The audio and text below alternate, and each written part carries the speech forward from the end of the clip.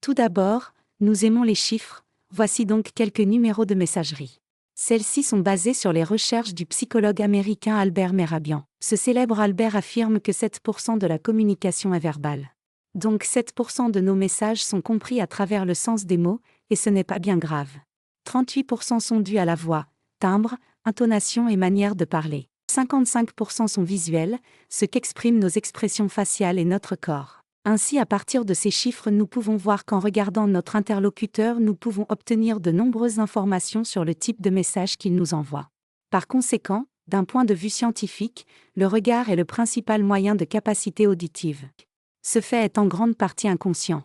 Je me dis rarement « Regardons la fossette gauche de la personne à qui je parle et voyons comment elle va ce matin ». Il faut donc mobiliser toute notre force d'observation. Faites attention à l'état général, à la posture et aux expressions faciales de la personne. Par exemple, des jambes agitées peuvent signifier que votre interlocuteur désigné se sent stressé. Attention toutefois à ne pas tomber dans le cercle vicieux de la méta-interprétation. Le langage non verbal est unique à chaque individu à un moment donné.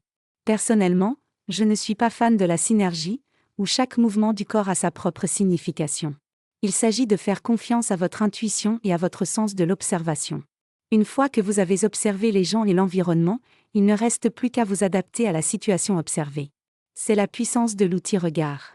Cela peut vous donner des indices sur l'environnement dans lequel vous vous trouvez et sur l'état général de votre interlocuteur.